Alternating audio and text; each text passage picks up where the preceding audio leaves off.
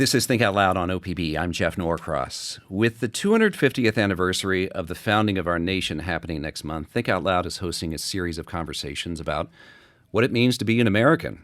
Yesterday, we heard from married veterans who said they found purpose and pride in the shared sacrifice of a military career. We're going to get a different perspective today. Ebony Frison is a veteran of the U.S. Air Force and an artist who lives in Portland, and she joins us now. Ebony, welcome to Think Out Loud. It's good to have you. Yeah, thank you for having me. Why did you go into the Air Force? I went into the Air Force as a means of surviving.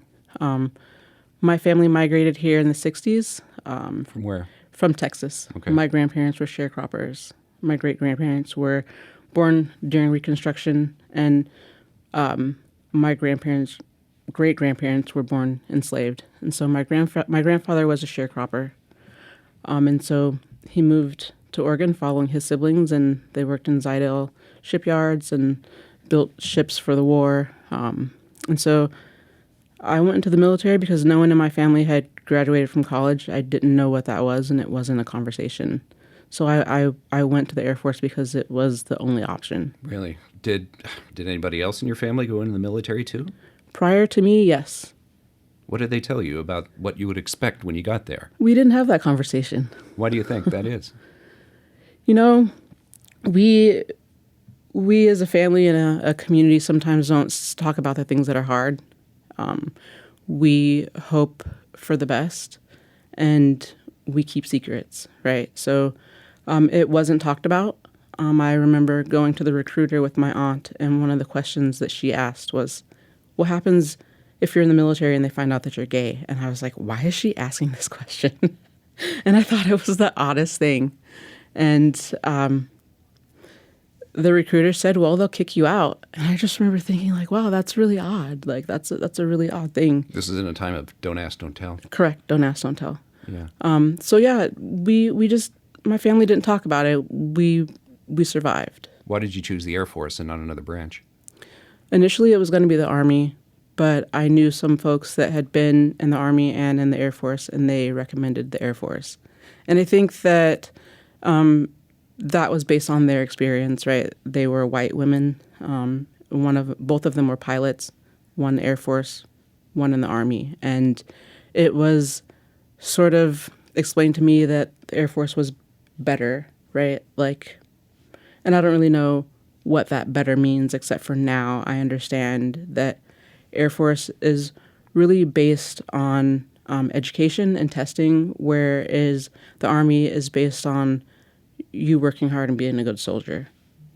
So, what was your experience? It was fun at first. Basic training was great. I was an athlete, so I had a really good time. Made a lot of really good friends, and Guam was amazing. But then I decided to come home, and I went to McChord Air Force Base, which is in Tacoma. Now it's like Joint Base Lewis McChord. Yeah. And it was absolutely horrible. It was not an experience that I would recommend for anybody. I was targeted for a lot of reasons. I was treated very poorly. And because of that, I was in a very deep depression. And I made mistakes while I was in that state, which led to me being court-martialed. And I received a bad conduct discharge. Do you mind being specific? What happened? Yeah, no. I was hanging out with the wrong people. I didn't want to live anymore. I was giving away my things. And when I was 5 years old, I went with my brother's dad, and I remember going on a journey to take a car and to park this car in Vancouver. And I remember asking, like, why are we parking this car over here? And the response was like, well, he doesn't want his car anymore. And so I just was like, okay, like, whatever. So then fast forward, I'm in the military. I'm not wanting to live this life anymore, and I'm giving things away, and I'm not caring what people are doing with them or really how I'm being treated, and I'm not taking care of myself. And I had a friend who I thought was a friend who was repairing my vehicle for me. And I gave him my car, and I said I didn't want it anymore and that I didn't care what he did with it. And they found it. He had taken all of the radio equipment and things out of it, and they destroyed the vehicle. And later on, I was charged for that. The military said that I was in two places at once. I did give them a false statement. I told them that I didn't know who had my car. Why did you do that? I was scared. I had sought help from my command several times. And every time I sought help, I would be put down. And then when I would report that, I would be retaliated against. So I felt alone, and I felt like I didn't know what to do, when the right thing to do was to continue telling the truth. And in that moment, I did not. I lied. And so because of that, and because I was queer, because I was going through so many things, this was the opportunity that they had to court-martial me and to kick me out. What did it mean for your military career to end that way? It meant a lot of things. It meant shame. It meant disappointment. But at the same time, it was life-saving. I had recognized that I was repeating a lot of the behaviors and patterns that I grew up with, and they weren't positive. And so in that moment, I was checked in a way to sort of look at myself and change the way that I was engaging with other people and the way that I was handling my emotions. Sounds like kind of a wake-up call for you. For sure. And, often I'll tell people that being in jail was, I'm not going to say it was the best experience, but I will say that it was better than being sent to Iraq, because that's where I was going next. And I don't think that I would have survived that. I think that I would have died over there. Whether that means I would have lost everything there and returned just a shell, or like maybe I would not have returned. But I don't truly feel like I would have made it back. Let's talk about your photograph project. You've been looking through archive photos of segregated units, and we'll talk about what you found. But can you tell me about why? What started you on that quest? For sure. This sort of happened one of those weird kind of ways that like spirit helps, So I was a social worker for a while, and I was going to go to nursing school, but decided that I was going to get an art degree. And while I was learning these different processes, I was thinking about what I was going to do for my thesis. And I didn't want to do military art, meaning I didn't want to do combat art, and I didn't want to do things that people have seen already. I wanted it to be something that people could relate to, whether or not you've been in the military. So Oregon, we're in a pretty unique space, meaning we don't have an active military base.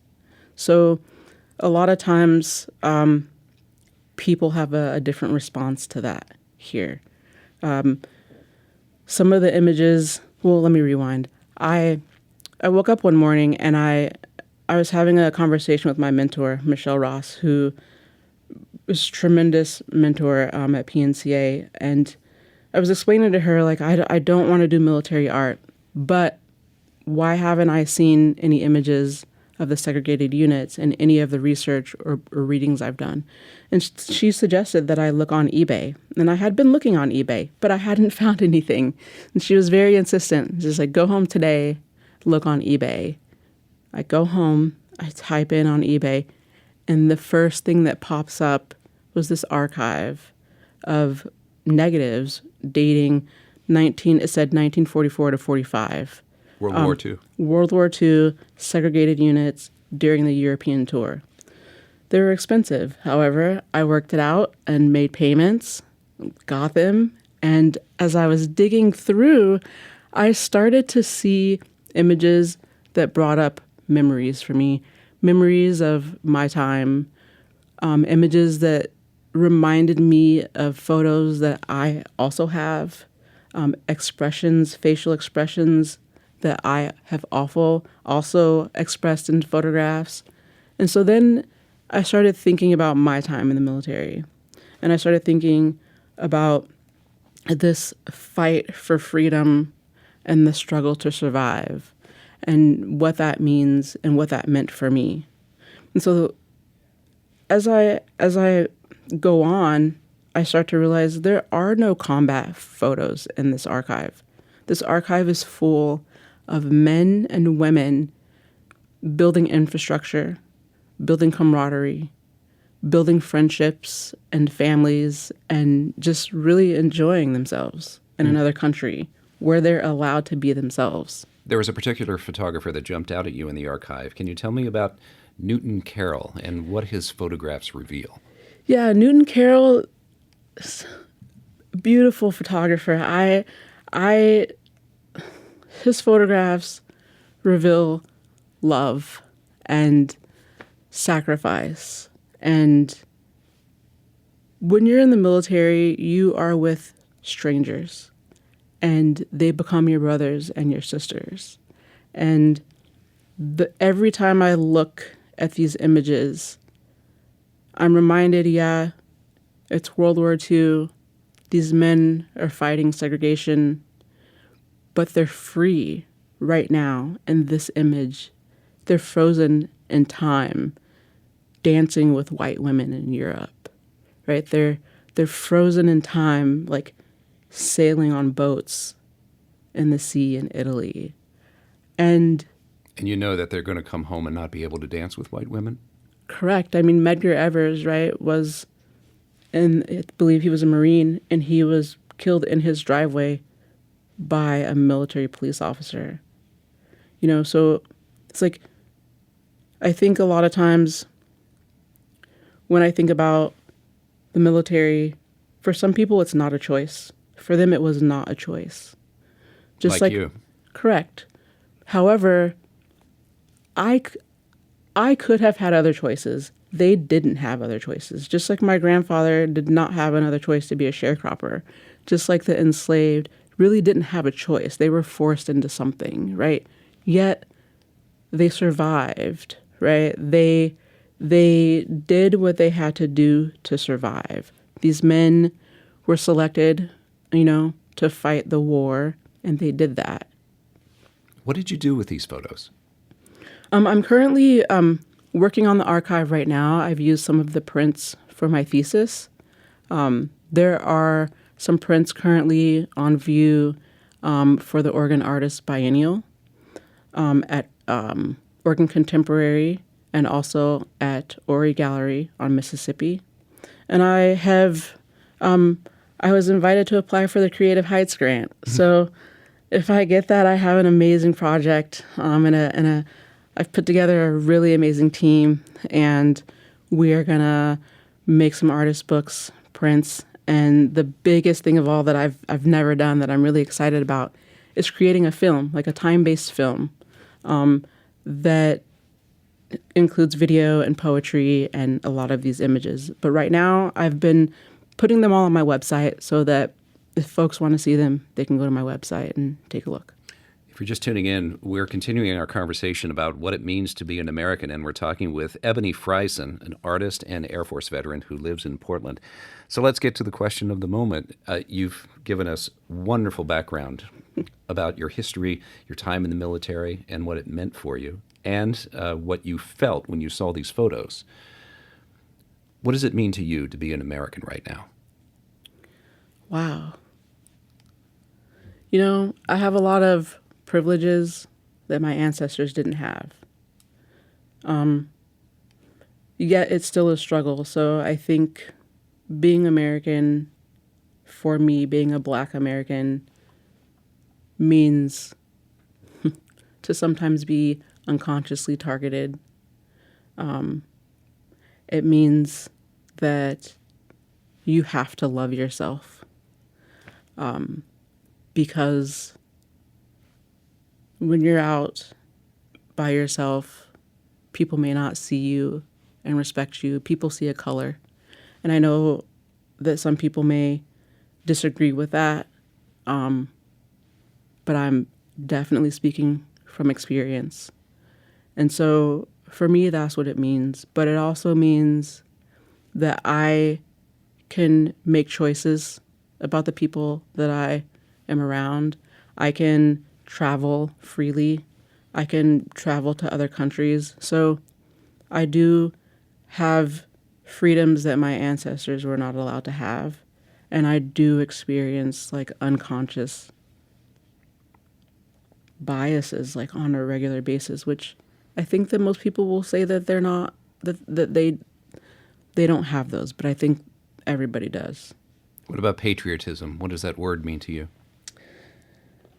Ooh, I struggle with that. I'm just now feeling comfortable really talking and telling people that I'm a military vet. Why were you uncomfortable before? It was such a struggle.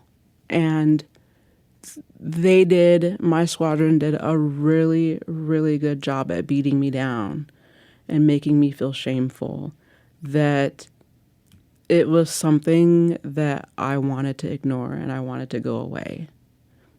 I was a really great soldier. I was given a lot of awards and things like that, but at the end of the day, that was just beat out of me, you know?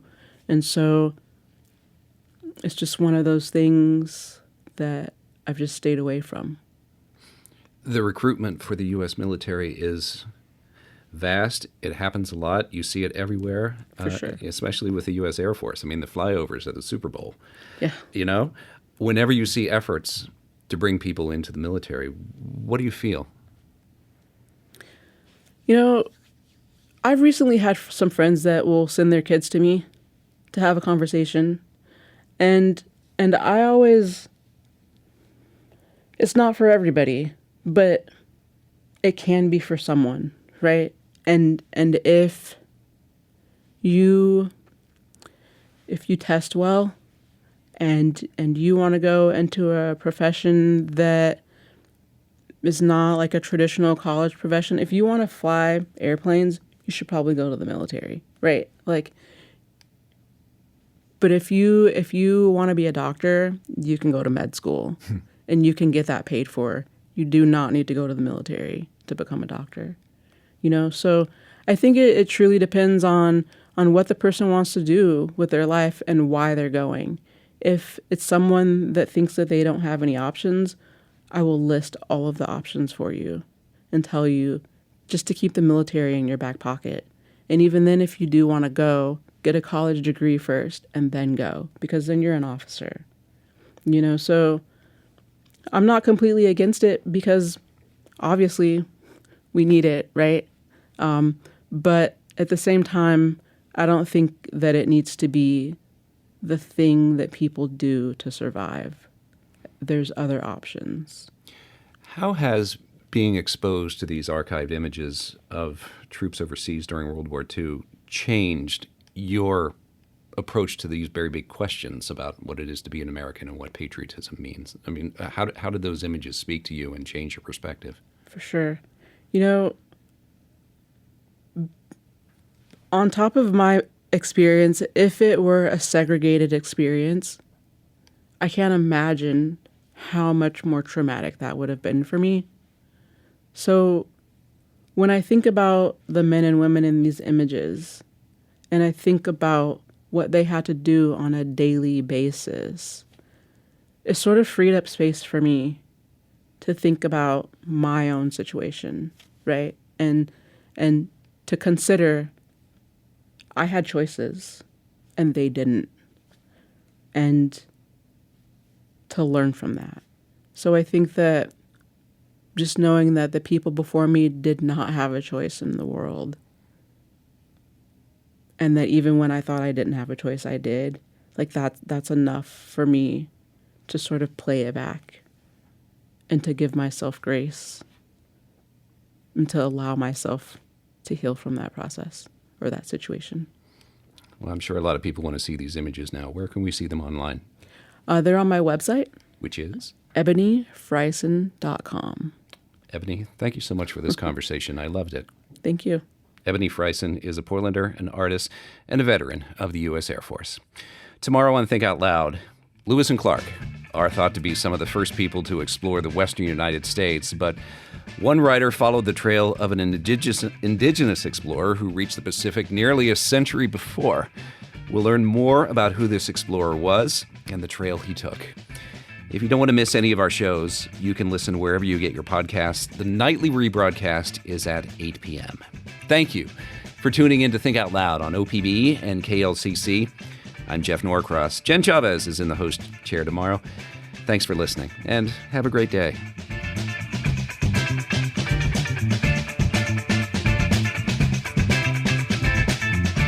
Think Out Loud is supported by Steve and Jan Oliva, the Rose E. Tucker Charitable Trust, Ray and Marilyn Johnson, the Susan Hammer Fund of Oregon Community Foundation, and the Lang Svingard Family Fund.